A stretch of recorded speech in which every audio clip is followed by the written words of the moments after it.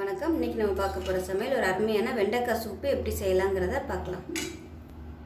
ஒரு பேன் எடுத்துக்கலாம். அதில் கொஞ்சமாக எண்ணெய் விட்டுக்கலாம். எண்ணெய் சூடானது வெண்டைக்காய் பார்த்திங்கன்னா இந்த சைஸுக்கு கட் பண்ணி வச்சுருக்கேன். ஒரு 10 வெண்டைக்காய் எடுத்து இந்த சைஸ் கட் பண்ணியிருக்கேன். இப்போ அதை சேர்த்துக்கலாம். சேர்த்து நல்லா வதக்கி எடுத்துக்கலாம்.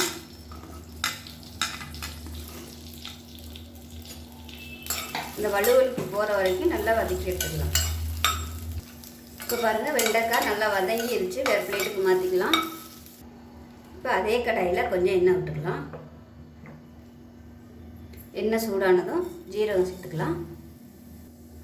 கருவேப்பிலையில் சேர்த்துக்கலாம். இதோட ஒரு 2 ஸ்பூன் வர அளவுக்கு சின்ன வெங்காயம் பொடியாக கட் பண்ணி வச்சுக்க இதை சேர்த்துக்கலாம். சூப்புக்கு பெரிய வெங்காயத்தை விட சின்ன வெங்காயம் யூஸ் பண்ணிங்கன்னா நல்ல ஃப்ளேவராக இருக்கும். சின்ன வெங்காயம் தான் நல்லது. வெங்காயம் வதங்கிச்சு. ஒரு தக்காளியில் பாதி சேர்த்துக்கலாம்.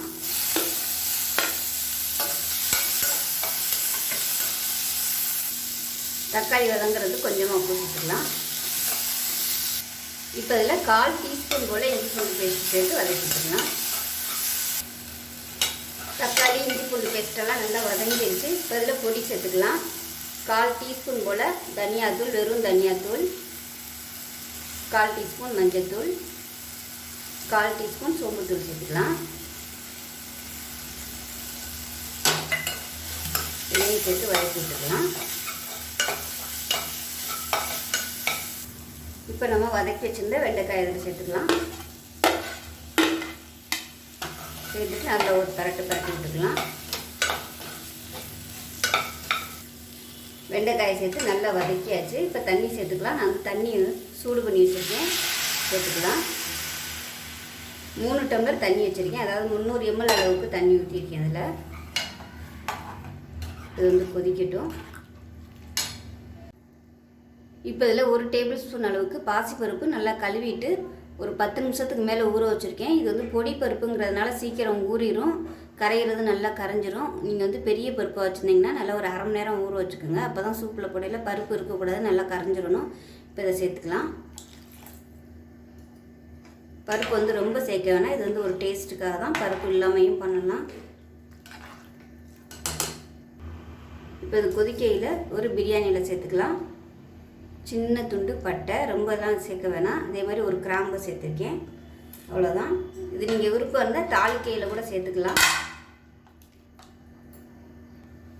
இதோட ஒரு பச்சை மிளகாயில் பாதி சேர்த்துக்கலாம். காரத்துக்கு தகுந்த மாதிரி சேர்த்துக்கோங்க. லாஸ்ட்டாக மிளகுத்தூள் வேற போட போகிறோம், அதனால் இந்தளவுக்கு போதும். இப்போ இதை மூடி வச்சிடலாம். நல்லா கொதிக்கட்டும். இப்போ சூப் எப்படி இருக்குன்னு பார்க்கலாம். பாருங்கள், நல்லா கொதிச்சிருச்சு. நல்ல ஒரு ஃப்ளேவர் வந்துட்டுருக்கு. இப்போ இதில் நம்ம மிளகுத்தூள் சேர்த்துக்கலாம். ஒரு 1/4 டீஸ்பூன் போல் மிளகுத்தூள் சேர்த்துக்கலாம். லாஸ்ட்டாக சேர்த்துக்கோங்க. அமர்த்திட்டு புளிப்பு டேஸ்ட் உங்களுக்கு பத்தாத மாதிரி இருக்குது அப்படின்னு நினச்சிங்கன்னா கொஞ்சமாக லெமன் ஜூஸ் நீங்கள் சாப்பிடையில் பிழிஞ்சு விட்டுட்டு சாப்பிட்டுக்கலாம். லெமன் ஜூஸ் பிழிஞ்சிங்கன்னா அதுவுமே உங்களுக்கு நல்லா ஹெல்த்தியாக இருக்கும். நல்ல விட்டமின் சி சத்து உங்களுக்கு கிடைக்கும். அவ்வளோதான்.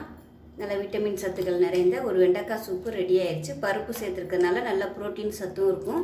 ஸோ செஞ்சு பாருங்கள். செஞ்சு பார்த்துட்டு எப்படி வந்துச்சுங்கிறத சொல்லுங்கள். வீடியோ பிடிச்சிச்சின்னா லைக் பண்ணுங்கள், கமெண்ட் பண்ணுங்கள், சேனலை சப்ஸ்கிரைப் பண்ணுங்கள், பக்கத்தில் உள்ள பெல் பட்டனையும் ப்ரெஸ் பண்ணுங்கள். நன்றி.